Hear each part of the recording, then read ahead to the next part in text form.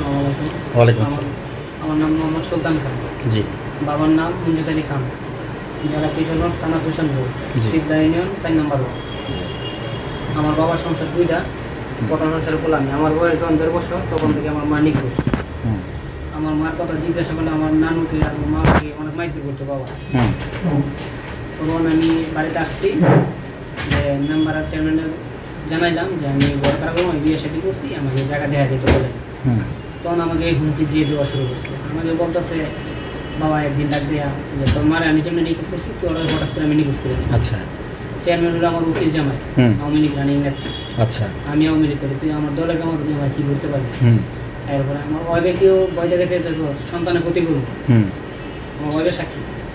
এরপরে আমার ছোটো মাই যায় আমার ভাই যে হুমকি দিচ্ছে যে হ্যাঁ রিপন, তুমি আমার নামে দরবার দলা করবা, এই শহর কেডা আমার নামে দরবার ধরে হ্যাঁ কুবামু, হ্যাঁ আমার বাড়ি ঘরে গেলে হ্যাঁ কুবায় ভাগা দিলামু, বাড়িতে একটা ভালো কোনো নেতা। আমি যদি এইসব করে আমি কই যাবো? আমার তো আমি তো এমনি আসি না, আমি তো বাবার উঠতে এসেছি, যে একটা যে হাওয়াতে এসেছি এটা না, আমার তো বাবার পরিচয় দরকার। অবশ্যই দরকার। বাবার পরিচয়ের জন্য আমার পরিচয় চাইছি, বাবা ডাইরেক্ট বসে করছে আমি উনি সন্তান। তখন আমি কোর্টের মধ্যে মামলা করলাম, মামলা ডিগ্রি পাইছি। তারপরে এখনো উনি বড় বড় কথা বলতেছে, হ্যাঁ মামলা আমার কি করতে পারবো, কিছু করতে পারবে না, বিভিন্ন ধরনের কথা বলে। এখন আপনার কাছে আসছি, আমার একটু দেখেন আপনারা। আপনি ন্যায়ের পক্ষে যাতে বাবার কাছ থেকে অধিকার ফিরে পান, এটাই আপনার চাওয়া।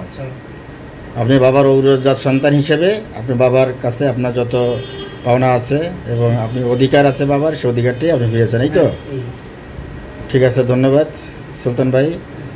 আপনি অত্র মানবাধিকার সংস্থার সম্মানিত চেয়ারম্যান জনাব সাগরিকা ইসলামের মেম বরাবর একটি আবেদন করার ইচ্ছা প্রকাশ করেছেন। আপনাকে অসংখ্য ধন্যবাদ।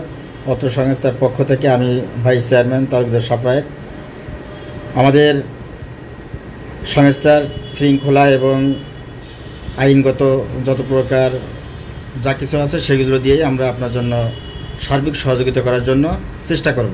ঠিক আছে, আপনাকে অসংখ্য ধন্যবাদ। আসসালামু আলাইকুম রহমতুল্লাহি ওয়া বারাকাতুহু।